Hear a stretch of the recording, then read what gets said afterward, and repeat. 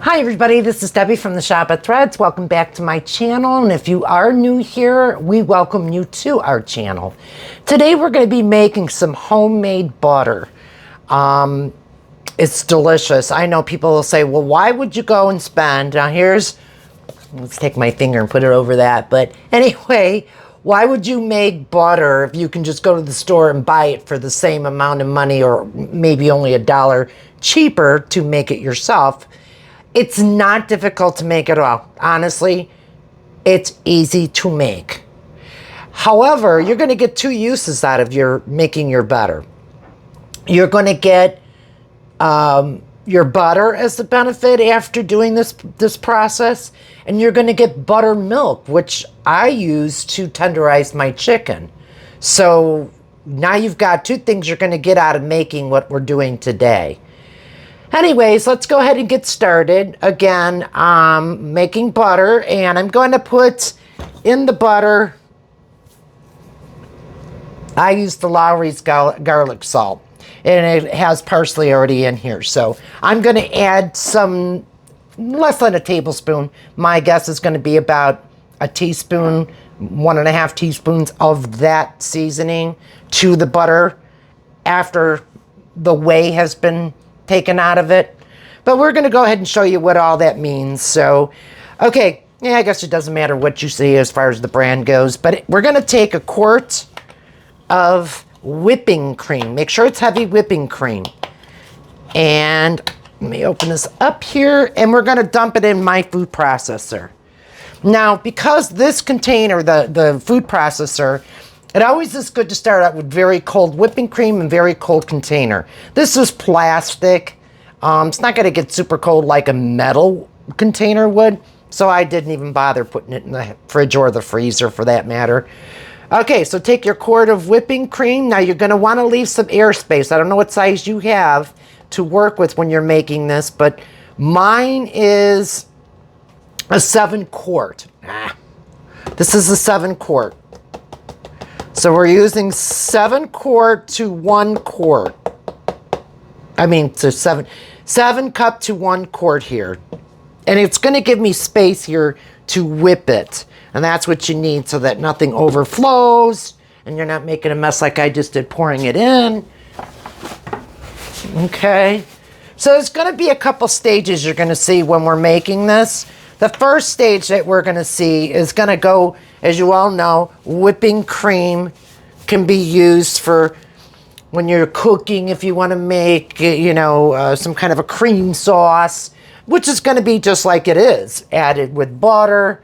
And then the next thing is to make whipped cream, okay, which it usually is done with a food processor or a hand mixer, and you're going to add confectioner sugar.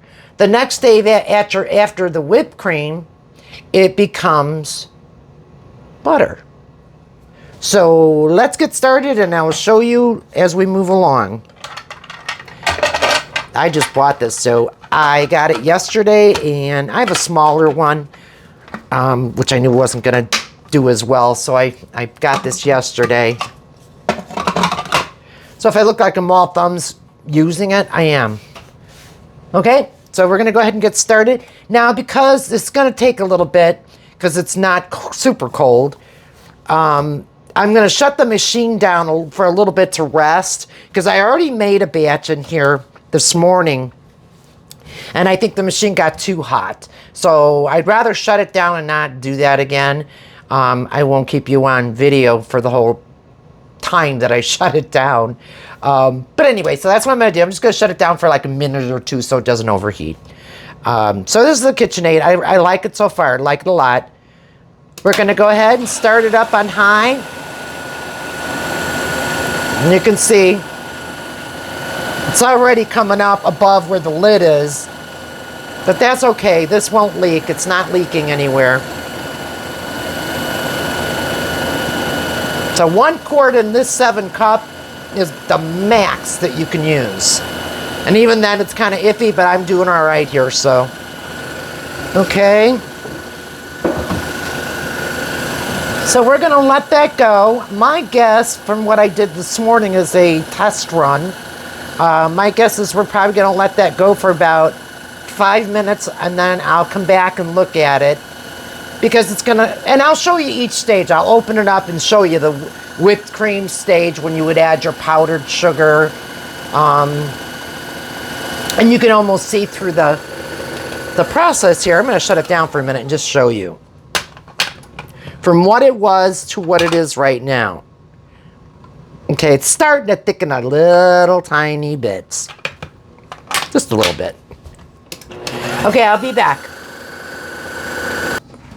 Okay, everyone, I just wanted to show you the stage we're at right now. We've gotten past the liquid stage and we went into the whipped cream stage. Okay, still a little bit, I mean, it's sticking to my spatula, but I would say another minute it would be perfectly whipped to make whipped cream. Minute, maybe 2 minutes. But I just wanted to show you the process of how it starts taking place. Okay, so let me go ahead and put it back down and get started again. All right. I don't think I really need that anymore right now, but I will later.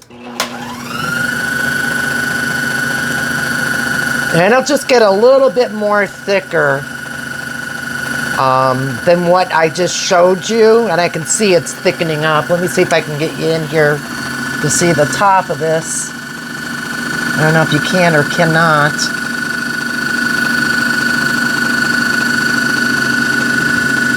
It's moving very, you can see it's really getting peaks now, which is, this is the perfect stage for whipped cream.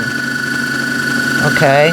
Now I also wanted to show you what I bought to run the butter, put the butter in after it's all said and done to drain it. And I bought nut milk bags, which you can get on Amazon, and I'll put the link below. These nut milk bags, all you do is put the butter inside here so that this way you're not losing your big chunks of butter.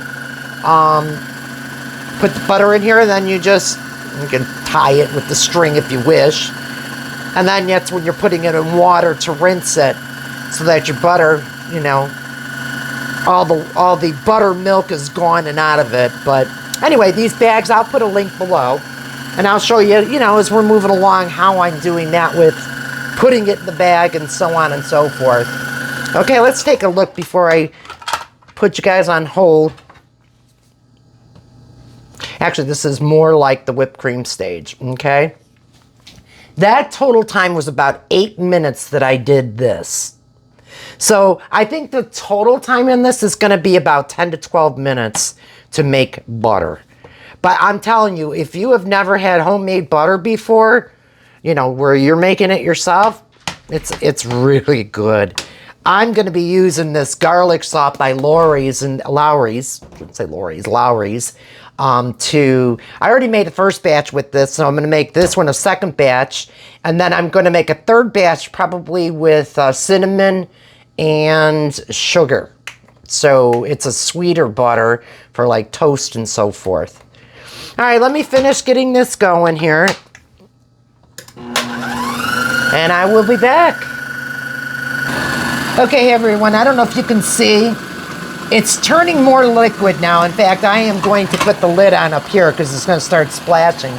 We're breaking down the whipping cream right now, and it's getting very liquidy again. Now it's gonna take a turn, and it's gonna start getting chunky. And you're not gonna be able to see too much through here. You might be able to see some of the liquid, I'm not sure.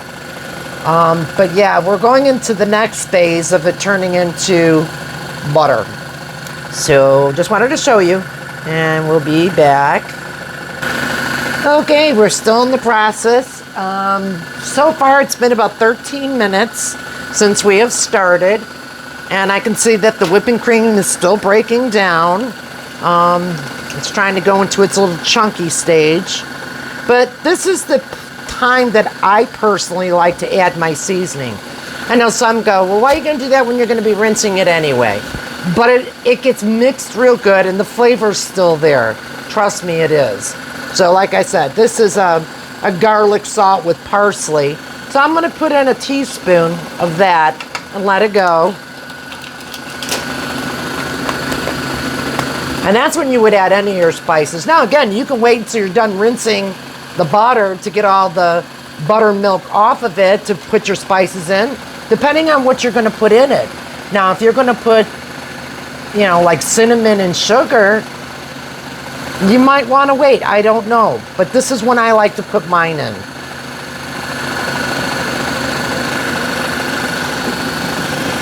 Okay, it's turning more liquidy now, which is saying we're ready to go chunky. And I can see that's what it's doing, but I'm gonna shut this off a minute and I'm gonna, oh, what happened? Oh, okay. And I will be back. Okay, we are there to the next stage, okay? And that is butter. Here we go. And you can kind of see, hopefully you can, the air bubbles on top there. So, and another reason why I like to add my spice in when I did is because I used the buttermilk afterwards, you know, which you'll see here, the liquid in here. You're gonna use, don't throw it out, I use it. I got my chicken out of the freezer and I just poured the first batch that I made of the butter, I poured the buttermilk into a Ziploc with my chicken. And now because it's already flavored, I already have the garlic salt and the parsley in here. It also is flavoring that chicken in there that I've got going. So anyway, we're gonna go ahead and get this started again. I gotta put the lid on this time because it is watery now and it's kind of splashing. And you can kind of see here, you'll see the liquid kind of coming up and hitting the top of it. Okay, you can see it's chunking up and it's turning into that butter. So let this go. And it's just gonna keep doing that, probably like for another 2 to 3 minutes. And then I will show you where we're at, okay? Okay guys, I'm back just to show you we do now have butter. And I'll get you real close here so you can see.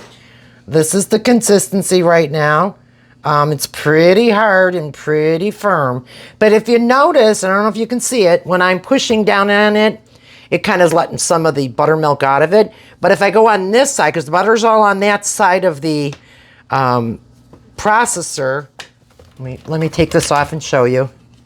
Do you see all the buttermilk in there? So what we're gonna do is we're gonna take this over to the other side and I'm going to, well, you know what, actually I'll bring it over here. Give me 1 second. Okay, what I'm gonna do is I'm gonna take this off. I've got a little strainer here, a mesh strainer. I'm going to pour the butter milk into the strainer and it's pretty much staying, the butter's staying in here. So that's good, I'm okay with that. So I'm gonna strain out the buttermilk. This is gonna be a little harder to get out, so I wanna get my blade out first of all. Okay. All right.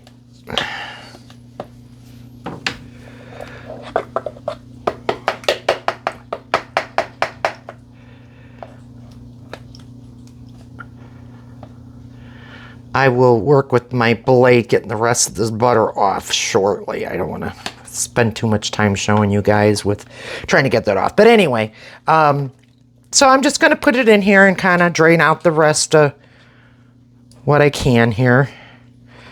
You can let it set for 5 minutes and see if you can get some more drainage that way, or because I can see it's dripping down still pretty good. It's draining by itself, but I want to speed up the process because I don't want to wait too long. I still have another batch to do. All right.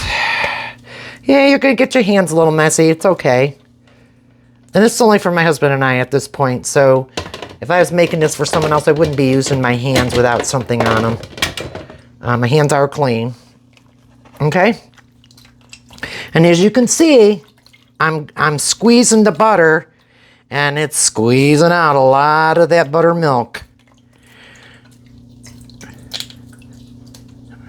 right.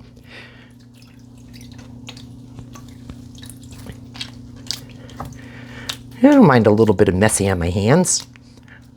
I think it makes what makes, you know, food taste better is you use your hands. I know that's not the, you know, ethical way when you're cooking, but if I'm cooking only for my family, it's all good. Okay, so that's done. Now I'm going to go wash my hands. I will be back to show you the next stage, which is I'm going to put it in its bag. In fact, I should just do that while I got you here. Yes, I am going to do that while I got you here. The mesh bag that I showed you from the very beginning, I'm just going to take this and I'm going to put it on like this. And I'm going to get all the buttermilk, or the butter, not the buttermilk, all the butter into the bag. Okay, so that's in the bag now. And this has got a little tie on it. And I'm just going to squeeze until I see that most of the liquid is out.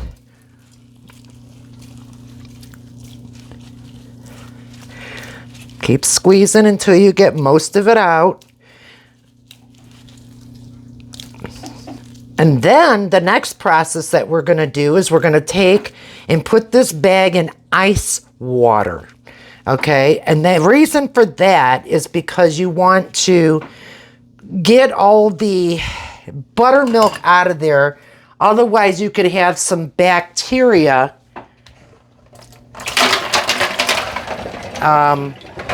that could start. And your butter won't last as long. Okay, so I've got a bucket, not a bucket, a bowl of ice water. Okay, so what I'm gonna do is I'm gonna put this in here and I'm gonna keep squeezing. I'm gonna keep on working that butter a little bit and just squeeze and work it. And you're gonna see the buttermilk coming out into the water. Okay, but that's good because that's what you want, is that buttermilk to come out. That's where you want your butter to last as long as it can. I know it looks messy, but guys, I'm telling you, if you've never had homemade butter, it rocks. It really does. And you can put any flavor in here. My gosh, it's endless of the different spices you could use.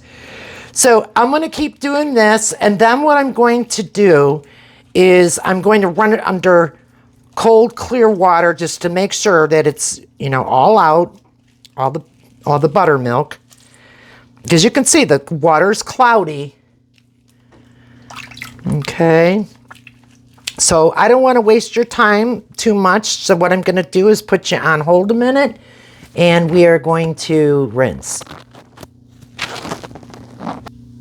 Okay, everyone, I am back. I just finished rinsing the butter completely. First in the ice bath water, and I made it more solid so that I wasn't, you know, softening up the butter too much. So ice is the best way to go when you're starting to rinse, and do it as long as you can.